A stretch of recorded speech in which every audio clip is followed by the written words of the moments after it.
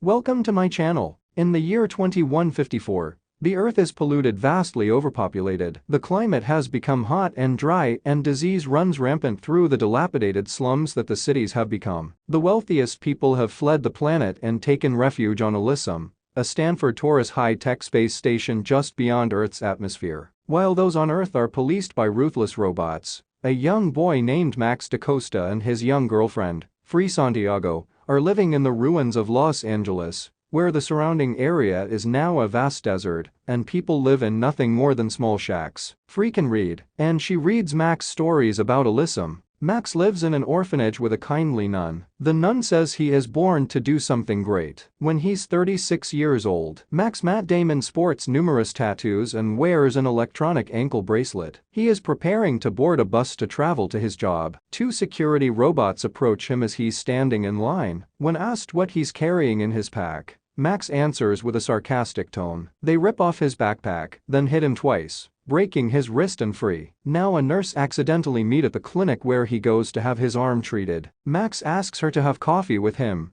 but she declines. Finally, she agrees to meet him. Soon, Max had been ordered by the robots to go see his parole officer, another robot. The parole officer robot can detect attitude, and it doesn't like Max's, so his parole is extended. The robot then offers Max a pill to help calm his heart rate, which it is detected as elevated. Max smirks and turns it down. Max works at an assembly line for Armadine Corporation, a company which supplies Elysium weaponry, as well as the robots which police the Earth. The shift supervisor docks him half a day's pay for being late partaking of an illegal immigration operation. Some of the people in Los Angeles were able to come up with some money which they used to acquire Elysium identification brands on their wrists. Then they board three dilapidated-looking shuttles which take off and flies towards Elysium. The shuttles require codes which were also stolen. A French-speaking woman named Delacourt, Jodie Foster, is the defense secretary for Elysium. When she's told about three unauthorized shuttles approaching,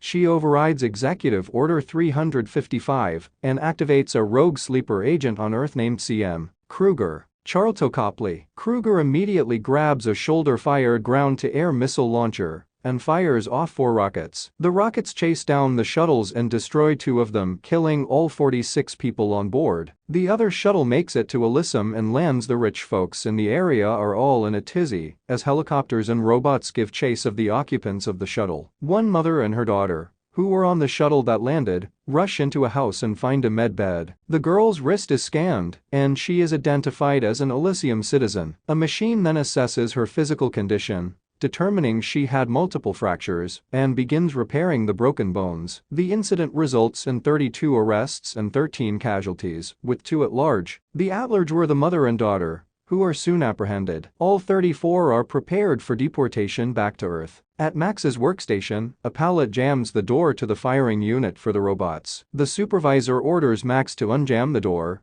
or he will lose his job. Max has no choice but to squeeze into the chamber and push the pallet away from the door. When he does, the door slams shut, and the radiation powers on. Max receives a lethal dose of radiation after he is finally dragged from the chamber and sent to a medical unit. He is told by another droid that he will die in 5 days. Armadine CEO John Carlisle William Fitchner goes down on the production floor to see what the emergency was. He sees Max lying on a bed in the infirmary and orders that Max be taken away so he won't mess up the bedding. A robot gives Max some pills to help him deal with the inevitable discomfort and will keep him physically functional until he dies. Julio sees Max returning from the infirmary, barely able to walk, and rushes to help him. Julio helps him take some of the pills. Max tells Julio that he wants to go see Spider Wagner. Mora. Max and Julio got to the high-tech Rebel Command Center, where Max asks Spider for an identification brand and a ticket to Elysium, promising to come back and work for him. He reminds Spider that he did 3 years in prison for him. Spider decides to make Max an offer. If he'll plug into the brain of one of Elysium's higher-ranking officials and obtain passcodes and other secret data that would provide Spider access to money, then he'd make sure Max was able to get to Elysium. Max must submit to surgery by what appear to be nothing more than glorified tattoo artists. They attach a 3rd-generation powered exoskeleton to Max's body and wire a data collection device to his brain. The exoskeleton gives Max the strength of a droid. Max tells Spider that his friend Julio had to be included in the deal, and that John Carlyle must be the high-level target. Delacourt, vowing to protect Elysium in her own power, bargains with Carlyle to create a program that can override Elysium's computer court to give her the presidency. Carlyle would be beneficiary of a 200-year contract to provide essential services to the community of Elysium. Carlyle works up a new computer protocol called Saber Cerebral Defense and programs it into his own brain device. He also encourages it with a denial system that would prove lethal to anyone attempting to download and use the program. He then boards a shuttle for a flight to Elysium. Max, Julio, Diego, Luna and a team of Spider's men arm themselves and make use of two fast armored vehicles. They are aware of Carlyle's planned flight to Elysium and they set out to intercept him. Max shoots an explosive device at the shuttle, which locks on near one of the engines. As there is only 15 seconds until the shuttle goes supersonic, the explosive device must be detonated in short order. Once the shuttle has cleared its launch facility and has traveled a short distance, the explosive is detonated, and the shuttle is forced to crash land. Max and his men arrive at Carlyle's shuttle and are confronted by one of two droids who were on the shuttle with Carlyle. After a difficult fight, Max destroys one droid. One of the men then uses a device to cut through the hull of Carlyle's shuttle and provide access to him. However, the second droid exits on the opposite side and comes around to confront Max and the others. Max and the others exchange fire with the droid. One of the men is firing his weapon while keeping his body hidden, so he can't see where his rounds are going. Max warns him not to hit Carlyle, who is shot in the chest. Max then engages the droid in hand-to-hand battle and finally tears the droid's head off. Max and his men quickly establish a head-to-head computer connection between Max and the quickly dying Carlyle. But something is wrong, and Max's computer expert says he can't read the data being transferred. They are out of time as Kruger and his cohorts have arrived. When Max tries to run, he collapses, and Julio has to pause to help him. Something about the downloaded data is causing him head pain. Kruger's weapons on the shuttle he's in are very effective. He shoots and flips over one of the vehicles Max and his men had been using. Carlyle dies, and Max is able to escape as he stumbles along with Kruger and his men in pursuit. In the shuttle with sophisticated tracking equipment, an old lady hides Max under her cart filled with pigs, thus helping him evade detection.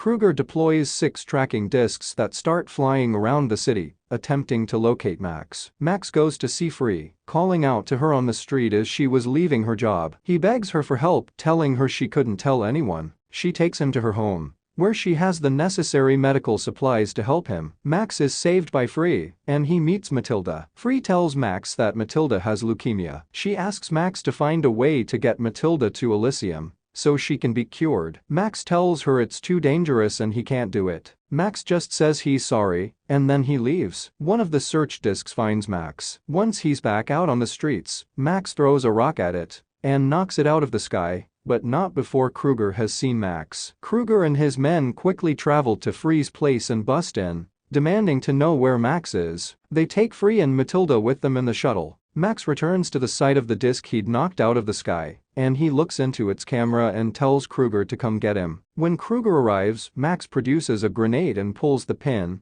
telling Kruger that if he doesn't take him to Elysium, he will blow his own head off and destroy the reboot program. Kruger invites Max on board the shuttle, where Max is surprised to see Free and Matilda. They start the 19 minutes trip to Elysium. Delacourt lifts the no-fly restriction on Le Spider knows, but Max is on a shuttle and bound for Elysium. As he'd attached a tracking device to Max before he'd taken off, Spider and 2 of his men get on their own shuttle and take off for Elysium. Kruger then lunges and grabs at the grenade in Max's hand. They struggle. Max and Kruger fall, and the grenade rolls free. It blows up and destroys half of Kruger's face. The shuttle also becomes uncontrollable and crash lands on Elysium. Max carries Matilda to a safe spot away from the shuttle, then opens the shuttle doors and goes back for Free, who was trapped in her seat. He frees her and she goes and gets Matilda and carries her into a mansion as Elysium security forces are arriving. Max, meanwhile, has to fight with one of the bad guys on the shuttle. The second bad guy takes off after the girls. Free places Matilda in a healing bed inside the mansion, but because Matilda isn't recognized as a legitimate citizen, the bed won't work. Kruger's goon arrives and tasers Free. Spider arrives in his clanky old shuttle, managing to land without incident.